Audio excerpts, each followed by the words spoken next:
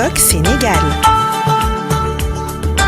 ñu am mbégte dalal ci plateau bi Mamadou Wane nekk secrétaire national à la vie politique foofee ca parti socialiste nekk ko xam ne ràññee nañ ko ci langum politique bi ci biir parti bu président poète Léopold Sédar Senghor waaye itam ci cheminement bi xam ne am na ko ci wetu kenn ci ñi xam ne bokkoon nañ ci gouvernement bi xam ne moom moo génn ak nguur gi génn muy le professeur Serigne Mbaye Thiam mi xam ne taxawu na woon ci wetam bu baax a baax. TikTok Sénégal. Mamadou Wane donc secrétaire national à la vie politique du parti socialiste. Oui. Langum politique bi changé na entre mars 2024 et maintenant on a un nouveau président de la République, en l'occurrence Bassirou Diomaye Diakhar Faye, qui a pris les rênes de l'État le 2 avril. Le 5 ñu def benn gouvernement boo xam ne moom la ñu taxawal avec le premier ministre Ousmane Sonko. Le 5 bi ñu génn le gouvernement bi am un mois génne rapport, un mois fouiller tout ce qu'il y avait comme cafard, un mois pour voir yan perspective ak ban projet comme ils disent moom la ñuy proposer les Sénégalais. yow si sa costume opposant maintenant nekk ci langum politique bi nan nga jàngatee ce premier mois du président de la République Bassirou Diomaye Diakhar Faye. Merci beaucoup cher. Par la volonté du peuple sénégalais, donc Bassirou Diomaye Diakhar Faye a été élu, comme vous l'avez rappelé. Il a prêté serment donc le 2 avril. Donc à date nous avons 42 jours. Ouais. 42 jours, bon, il faut le dire, bëriwul. Je le concède. Bëriwul parce que pour un mandat de 5 ans, 42 jours c'est absolument rien. Mais comme ni ko wolof Njaay di waxee rek ci su naree neex su baxee xeeñ. On peut quand même pour un nouveau régime soo duggee dafa am mesure yoo xam ne nii da nga koy jël nit ñi xam ne ni voilà, ça indique une direction. Ça indique une vision claire boo xam ne nii nit ñi mën nañ ci sukkandiku sax pour wax ne ni fu ñu jëm am nañ ci yaakaar. Mais je dois avouer que ci 42 jours yi moi je suis déçu. Je suis déçu parce que je ne ferai pas de comparaison avec l'ancien régime. Le président Macky Sall ba mu toogee ñëpp xam nañ ko wax nañ ko ba mu toogee à 18 jours vraiment il a pris des mesures phares yoo xam ne nii par rapport au coût de la vie parce que li tax ñu fal le président Diomaye Diakhar Faye c'est parce que les Sénégalais sont fatigués. Les Sénégalais sont fatigués, que ce soit le coût de la vie, que ce soit le loyer de manière générale et tout, mais les Sénégalais sont fatigués. Donc loolu moo taxoon ak espérance boobu ñu amoon pour ñu fal ko mu ñëw tout de suite mu doxal gisuñ ko lu ñu gis mooy que ni et tout le monde l'a constaté mooy que ni le projet n'est pas prêt. On nous a vendu un projet qui n'était pas prêt ci lu ñu gis. Parce que dafa des lu bëri. te war nañ ko ñoom liggéeyaat. ci lu le premier ministre Ousmane Sonko wax. te loolu aussi je pense que pour ñoo xam ne dañuy aspirer conquérir le pouvoir gouverner exercer le pouvoir je pense que suñu ñëwoon rek dañoo ñëw fekk ñu pare ñu doxal. mais gisuñ ci loolu lu ñu ci gis mooy des mesures yoo xam ne nii ça a soulevé beaucoup de vagues. Ils sont revenus sur des mesures par exemple le président Macky Sall qui a pris quand même un décret de nomination des magistrats et tout ça. Ils sont revenus en arrière. Vous avez vu un peu ce qui s'est passé au niveau de nos côtes, donc le domaine maritime. La décision qui a été prise. Donc il y a toutes ces choses-là qui montrent que il y a encore du tâtonnement. Le président Diomaye n'est pas encore véritablement un président. Il se sent pas encore à l'aise. Comme vous l'avez rappelé tout à l'heure, vous avez dit que son cabinet n'est pas encore prêt. Am na yoo xam ne ni ñu lay ànd ak yow di liggéey waruñu toog 42 jours di saytu wala di lambatu. wala di xool ñan la ñuy àndal pour réaliser le projet. Donc yooyu day wane ni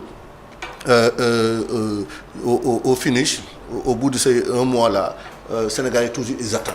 mais est-ce que Maodo jàppoo ne c'est baliser le terrain la nekk di def parce que bon lijjanti na mbirum accord de pêche yi arrêté wu ko contrairement à ce que les rumeurs disent sur les réseaux dafa génnee pour ñu def audit bi pour les licences de pêche lu jëm ci mbirum foncier bi taxaw na ci ne noonu nañ ko leeral ak coow yi xam ne jur na ci rapport Cour des comptes yi xam ne IGE ak corps de contrôle yi de manière générale nee na nañ ko génnee est-ce que nekkul di baliser le terrain pour xam lan moo fi nekkoon ak lan la fi fekk pour mën a xam nan lay liggéey. waaw mais ñoom dañu am programme.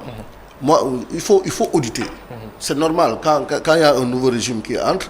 Il faut auditer. mu ngi mel ni yow nga nekk ci place am ku la wuutu il faut mu xool lan la fa fekk la nga fa bàyyi.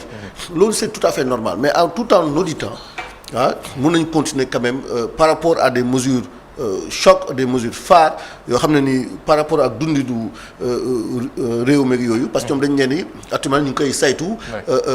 ñu ngi koy amaguñ ci. projet bi war nañ ko bindaat ba mu mat. laata ñoo jeexal donc yooyu yëpp nga wax noonu. d'accord naa ci mais yooyu yëpp mën nañ ko def en tout en fait parce que quand on gère un État c'est pas quand on est à l'opposition. Quand on gère un État on doit être en mesure avoir la capacité de pouvoir faire plusieurs choses en même temps. oui c'est ça un État et am na ay jëwriñ ak yooyu yëpp xam nañu ni déjà ñoom ba ñu toog rek war nañu commencer xam ne ni lii la Sénégalais yi bëgg nañ ko fekk nañ leen fekk si ñun en attendant que ñuy saytu parce que saytu bi il faut mu am. il faut auditer mais on peut pas seulement auditer jusqu'à quand. alors que le peuple sénégalais attend. auditer jusqu'à quand on nous a pas donné de deadline pour dire on va auditer voilà le deadline. non oui il faut auditer. Oui, mais en même temps aussi, c'est que les Sénégalais attendent, et les Sénégalais attendent toujours. Et comme ce que je dis, c'est que 42 jours, c'est pas encore, c'est rien, mais c'est-à-dire que tout en auditant, actuellement, voilà. Et puis, ils sont revenus aussi sur des engagements, quand tu dis que je vais faire des appels à candidature, mais engagement. C'est pas un vœu pieux. Mais ça risque de devenir un vœu pieux parce que li ñu gis au résultat par rapport ak li ñuy nekk di dérouler mais dafa waxeet la xam nga waxeet Abdoulaye Wade boobu mais ñoom ils ont la chance encore parce que ils sont des jeunes. Ils ont de l'envie. Je comprends. Ils veulent faire des choses. Ils disent on veut de la rupture. Oui, mais la rupture c'est pas des mots. La rupture, c'est pas des mots, ce sont des actes concrets que les Sénégalais peuvent apprécier et dire que lii rupture la lii de rupture mais soo toogee fa ne rupture wala projet te xamuñu nekk ci projet bi parce que tey Sénégalais jaay nañ leen projet boo xam ne xamuñu nekk ci projet bi donc loolu je pense qu'il y a quand même un problème et il faudrait pas que l'on soit naïf moi j'attends moi j'avais dit à mes amis que man xaaruma 100 jours c'est maintenant parce que les Sénégalais dañuy sonn ils ont promis la rupture ils nous ont fatigués pendant autant de temps pour dire qu'ils sont prêts à gouverner quand on est prêt à gouverner tout de suite on déroule tout de suite on déroule gis nañu rapport yi ba mu commencé génn ñoom ba ñu xasee ba toog ñoo ngi woo yenn kilifa yi ñi xam ne nekkoon nañ ci régime sortant y a un ministre et d'autres yoo xam ne woo nañ leen ngir xool yenn accords yu ñu signé ak yenn contrats yi xam ne def nañ ko ba ñenn ñi xam ne ñooy ànd ak waa Pastef ak la mouvance présidentielle actuellement ñoo ngi wax ne il faut qu'on poursuive l'ancien chef de l'État Macky Sall pour haute trahison l'avocat Maître Ciré Clédor Ly wax na ko léegi gis nañ ko ci Walf Quotidien y a Dame Mbodj souteneur du PASTEF qui a aussi dit que su fekkee dañuy génnee rapport te on va pas poursuivre Macky Sall c'est pas la peine ñuy poursuivre les autres yow nan nga ko jàngatee est-ce qu'il faudrait respecter l'orthodoxie selon laquelle njiit soo demee rek dem nga nañ lay bàyyi nga dem ou bien il faut que le chef de l'État partant rende compte par rapport à sa gestion sur certains points. C'est du verbiage. C'est du bluff. Ça ne tient sur absolument rien. Il faudrait que quand même Maître Clédor et mon doyen et puis mon parent Dame Mbodj moom je wax ma sax affaire calme mais il faut quand même qu'on arrête. Ils ne sont plus dans l'opposition, on les attend sur autre chose. On les attend sur nañu dérouler pas pàccoo de parce que Dame Mbodj li muy wax noonu c'est l'histoire de séddoo gâteau. C'est gâteau. Mais quand même ku jiite da ngay ànd ak ñi xam ne ñoom nga wóolu. Oui, non, bien sûr en attendant qu'ils aient les qualifications. Et Dame Mbodj nag bon voilà je réserve on verra. mënaguma ci tant que gisuma. mais jàpp na Dame Mbodj amul qualification. non mais xam nga moi j'attends de voir j'attends de voir. moom dama bëgg wax ne bon Dame Mbodj amul benn qualification. non bu ko permettre mu war a mën a nekk. je veux pas personnaliser le débat. parce que yaa fi tudd Dame Mbodj. moi je le connais de loin. Quoique nous avons été dans un même secteur. mais je le connais de loin. mais j'attends de voir par rapport ak wax bu bëri ju muy wax. parce que kilifa warul wax ju bëri te warul wax ju ëpp. Sénégalais yooyu bëgguñu ko li ñu bëgg mooy ngay wax ci xam-xam nga wax ci loo xam ne day jëriñ réew mi mais nekk ci lii ak lii nous sommes plus dans ça. Maintenant, parce que nous appelons, comme nous l'avons appelé quand on a perdu le pouvoir en 2000, à une opposition républicaine. Nous avons des propositions. Maintenant, par rapport pour revenir à Maître Ciré Clédor, mais il faut qu'il arrête. Il faut qu'il arrête, ou bien il faut qu'il nous dise en quoi on va poursuivre le président de la République pour haute trahison. Il faut qu'il nous le dise. Mais le président de la République, Maître Clédor, quand même, c'est un juriste. Il faut quand même qu'il revise la Constitution, qu'il voit un peu comment le président de la République est protégé. On ne peut pas convoquer le président de la République comme ça pour haute trahison. En quoi on doit le convoquer sur des rapports pour haute trahison? En quoi? xam nga yooyu wax la rek. boo xam ne nii nañu liggéey parce que liggéey lañ leen di xaar ñu def. mais nekk di tuur lëndëm Sénégalais yi ci ay wax yoo xam ne nii ay waxu politique la. dañuy haute trahison wala nga jékki-jékki nañ la wax la kii dañ koy yóbbu kasoog yooyu non on les attend pas dans ça. On doit auditer. Oui, il faut auditer parce que quand même soo nekkee ci réew nga ñu wóolu la nga nekk yore kopparu réew mi. soo noppee da nga war a rendre compte. La redevabilité c'est important. C'est important. L'imputabilité, la redevabilité c'est important. mais nag bu ñu ko politiquer maanaam jël journaux yi di wax ni ay haute trahison man en quoi il faut qu'ils me disent parce que xam nga je l'ai entendu c'est pas la première fois qu'ils le disent. Il le redit. Haute trahison, d'accord, mais en quoi on va poursuivre le président pour haute trahison? Il faut qu'il nous le dise. Il faut qu'il nous sorte d'abord les faits, les motifs, et puis après nous xool comment on va les qualifier. Mais loolu s'il veut un débat sur ça, mais on va le retrouver sur son terrain. Parce que quand même il oublie que quand même un président de la République en tant que président de la République il est protégé par la Constitution. Il est protégé par la Constitution. Oui, on peut pas le poursuivre comme un Mamoudou Wade là qui dit quelque chose, on le dit oui, tu as diffamé, on te convoque au tribunal ou autre. Mais un président de la République, c'est pas, je suis désolé de le dire, un simple citoyen qui a quand même dirigé ce pays-là pendant 12 ans. nga ñëw suba teel nekk haute trahison moom géré wul sax Maître Ciré Clédor il n'a rien géré. Lui il est avocat. Si on lui fait dire des choses il faut que quand même celui qui lui fait dire des choses qui nous prouve que en quoi on doit le poursuivre pour haute trahison. En quoi? Donc c'est un débat qui est ouvert et il faut quand même qu'il nous dise, il faut qu'il soit beaucoup plus précis. Moi je ne vais pas entrer dans le débat oui haute trahison, c'est pompeux, c'est du bluff. On dit tellement de choses en même temps là alors que dañu liggéey moom s'il a un conseil à donner il n'a qu'à demander à ses amis là le jeune président et son premier ministre nañu commencer liggéey nañu les cabinets nañu jël les hommes qu'il faut dans les cabinets ñu commencer dérouler voilà donc c'est ça qu'il indique une direction parce que on n'a plus de temps à perdre et ils sont attendus ils sont attendus on n'a plus de temps à perdre pendant 12 ans le Parti socialiste, à la limite, a été, on peut dire, l'autre cheville qui soutenait la mouvance présidentielle, Benno Bokk Yaakaar. Le président lu mu doon jël mu ànd ci ak moom parce que yaa ngeen woon ci coalition bi. Maintenant 12 ans yi jeex na, il y a eu beaucoup de maux, il y a eu beaucoup de heurts, il y a eu des problèmes en interne, il y a eu certains qui sont rebellés, sont sortis. yow mi sax ci mairie Parcelles Assainies demaloon nga sa bopp parce que waa Benno keneen lañ fa tegoon mu mujjee neneen fi mu toll nii est-ce que PS day wëy ci biir Benno Bokk Yaakaar wala PS day génn nekkaat parti socialiste bi xam ne moom la ñu xamoon ci atum l'an 2000 ba mu perte pouvoir bi avec le président Abdoulaye Wade PS bi ñu xamoon jamono ji xam ne moom la fi Abdou Diouf ak président Léopold Sédar Senghor nekkoon. Merci beaucoup. C'est une question extrêmement importante. Je dois l'avouer. Ouais, c'est une question lancinante qui nous préoccupe et qui préoccupe la haute direction du parti.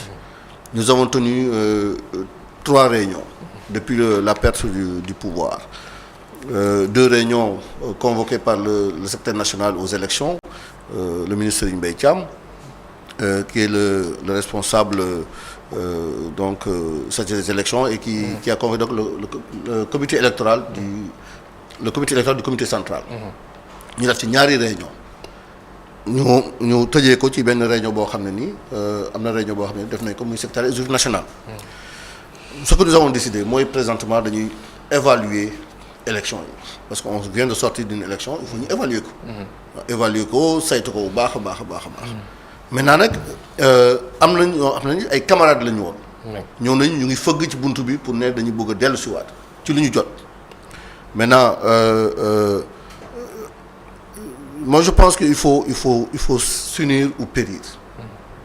Ma conviction personnelle, ce n'est pas une conviction boo xam ne nii c'est parce que on va évaluer, on va descendre peut-être vers les coordinations, les unions régionales, on va donner la parole aux militants pour ñu wax ñu effectivement ñoom lan la ñu gisee mbir mi parce que loolu mooy yoon. Mais man li ma gëm mooy que ni il faut s'unir ou périr. S'unir dans Benno ou bien s'unir dans le Parti socialiste? Non, s'unir d'abord parce que pour man les deux choses peuvent aller ensemble. Pour man les deux choses peuvent aller ensemble.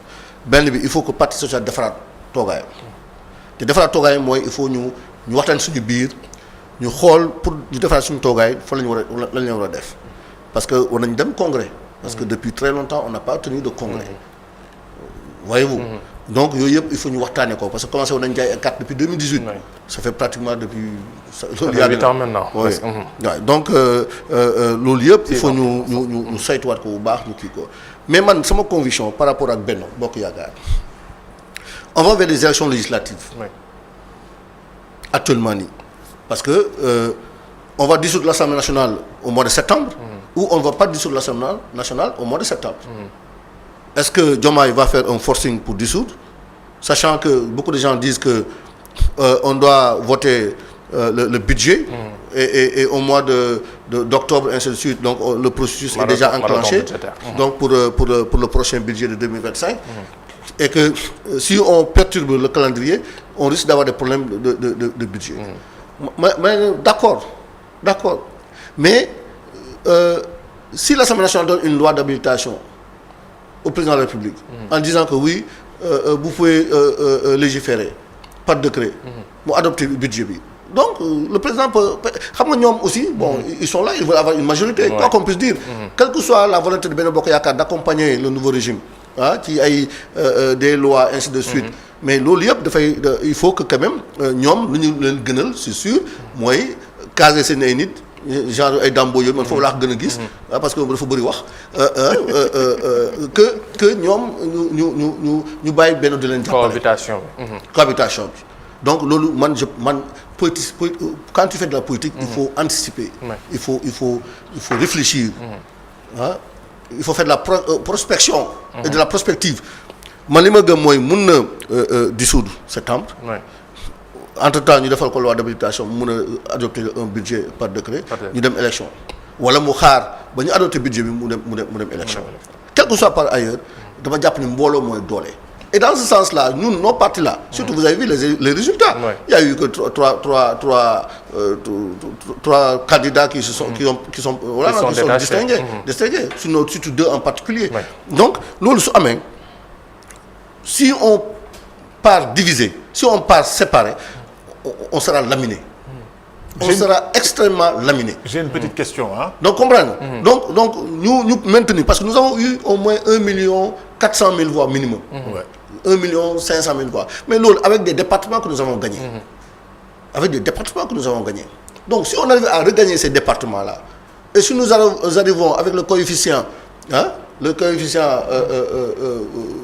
pour élire un député, avec un nombre avec un chiffre de 1 million voire plus, mais on sera pas, je veux dire, on pourra quand même peser un peu. Largué, quoi, on pourra peser. Mais si j'ai une petite question parce que si nous partons tous divisés là, séparés, mais ces gens-là vont nous. Benno Bokk Yaakaar, Benno Bokk Yaakaar 1 500 000 électeurs, c'est bon, ok.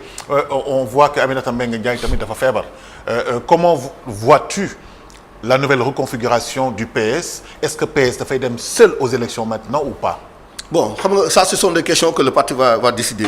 Mais il va de votre survie. Oui, mais absolument, je l'ai dit tout à l'heure. Il va de notre survie. Il faut nous bolo. Il faut nous bolo. maintenant, comme je le dis... Comment vois-tu la configuration avec Khalifa Sall et Barthélémy Diaz? Non, mais moi j'ai rencontré Khalifa. On a discuté. Moom am na xalaatam. Ñun am nañu xalaat. Mais lu wóor ba wóor mooy que ni nous sommes un parti ouvert. Ces gens-là ont été sanctionnés, on a oublié, beaucoup d'eau a passé sous le pont. Donc nous, ce qu'il faut maintenant, c'est d'essayer de reconstituer, pas seulement avec les Khalifa, parce qu'on met l'emphase sur Khalifa. Mais il y a les Aïssata Sall, il y a le grand Serigne de Dakar, Ablaye Matar, il y a Souti Touré, il y a Robert Sagna, il y a d'autres et d'autres et d'autres. Non, mais les phares, c'est Aïssata Sall et Khalifa Sall. Oui, mais on cite moins Aïssata Sall, on l'oublie souvent.